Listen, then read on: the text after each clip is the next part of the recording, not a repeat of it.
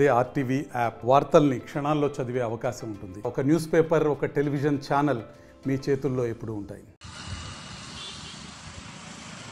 2024 ఎన్నికలకు ముందు ఆంధ్ర రాష్ట్ర వ్యాప్తంగా కూడా ఒక సంచలనం రేకెత్తించిన అంశం పరుచూరు నియోజకవర్గంలో 24,000 ఓట్లు తొలగించే కోసం కూడా అప్పుడు వైసీపీ ప్రభుత్వం గట్టిగా ప్రయత్నించింది అని చెప్పేసి అప్పుడు స్థానిక శాసనసభ్యులుగా ఉన్నటువంటి టీడీపీ నాయకులు ఏలూరు సాంబశివరావు హైకోర్టును కూడా ఆశ్రయించడం జరిగింది. దీనిపై కూడా కొంతమంది అధికారులు సస్పెండ్ కూడా చేయడం జరిగింది.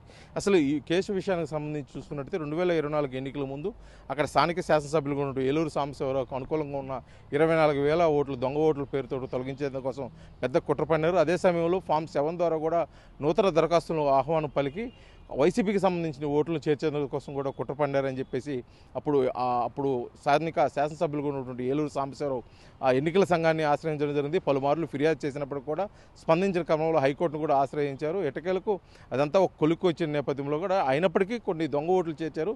ఒకే ఇంటి నెంబర్ మీద కూడా అనేక మంది ఓట్లు ఉండటం కూడా ఇది ప్రధాన అంశంగా చెప్పుకోవచ్చు. అప్పుడు సాక్ష్యాధారాలతో కూడా హైకోర్టు ముందు తీసుకెళ్లిన నేపథ్యంలో కూడా దీని విచారణకు ఆదేశించింది. ఇప్పుడు 2024 తర్వాత కూడా కూటమి ప్రభుత్వం ఏర్పడిన తర్వాత దీనిపై మరొకసారి ఫిర్యాదు ఏలూరు సాంబశివరావు ఫిర్యాదు చేసిన నేపథ్యంలో కూడా ఎన్నికల సంఘం దీనిపై సీరియస్గా తీసుకుంది.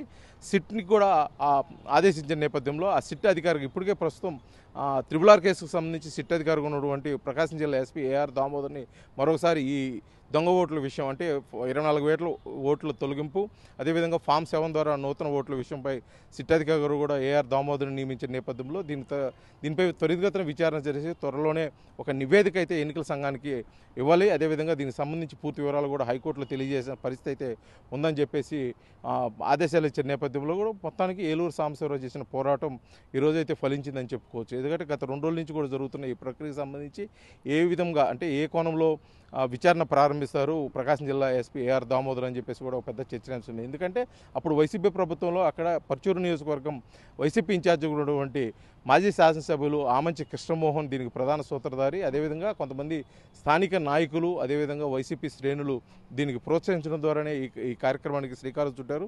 అందులో భాగంగానే టీడీపీకి అనుకూలంగా ఉన్న 24,000 ఓట్లను తొలగించేందుకోసం పెద్ద కుట్ర పన్నారు. అదే సమయంలో ఫామ్ 7 ద్వారా అంటే నూతన ఓట్లు చేర్చుకునే క్రమంలో కూడా ఒకే ఇంటికి 10, 20, 30 ఒక్కొక్క ఇంటికి అయితే 130 ఓట్లు కూడా చేర్చి కొత్త ఓట్లను తీసుకొచ్చి అక్కడ వైసీపీ పాగా వేయాలనే ఉద్దేశంతో కుట్ర పన్నారని చెప్పేసి అప్పుడు కొన్ని సాక్ష్యాధారాలతో కూడా ఏలూరు సాంబశివరావు బయటకు వచ్చిన నేపథ్యంలో కూడా దీని పెద్ద గందరగోళ వాతావరణం నెలకొంది. దీని మీద తీవ్ర పోరాటం కూడా చేసిన పరిస్థితుల్లో చివరకు హైకోర్టును ఆశ్రయించి హైకోర్టు ఆదేశాల మేరకు ఇది స్థానికంగా ఉన్నటువంటి సమస్యను ఎన్నికలయ్యేంత వరకు కూడా అలాగే ఉంచాలని చెప్పేసి తర్వాత దీనిపై విచారణ చేసి విచారణ నివేదిక ఇవ్వాలని చెప్పేసి హైకోర్టు కూడా ఆదేశాలు ఇచ్చింది.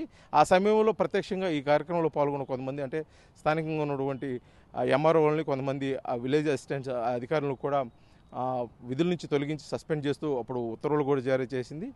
ఈ నేపథ్యంలో 2024 కూటమి ప్రభుత్వం వచ్చిన తర్వాత ఇప్పుడు తీసుకున్నటువంటి ఈ నిర్ణయం సిట్కి ఈ అధికారులు ఆహ్వానించడం, సిట్ నివేదిక ఆధారంగా కూడా దీనిపై చర్యలు తీసుకునే విధంగా కూడా అయితే రాష్ట్ర ప్రభుత్వం అదేవిధంగా ఎన్నికల సంఘం అయితే చూస్తున్న పరిస్థితి అయితే పరుచూరు నియోజకవర్గం నుంచి ఉంది. జర్నలిస్ట్ లక్ష్మణ్తో శ్రీనివాస్, ఆర్టీవీ, పరుచూరు, బాపట్ల జిల్లా. మరిన్ని వీడియోస్ కోసం ఛానల్ ని సబ్స్క్రైబ్ చేయండి. లేటెస్ట్ అప్డేట్స్ కోసం వాట్సాప్ ఛానల్ ని ఫాలో అవ్వండి. అండ్ లింక్ డిస్క్రిప్షన్ లో ఉంది.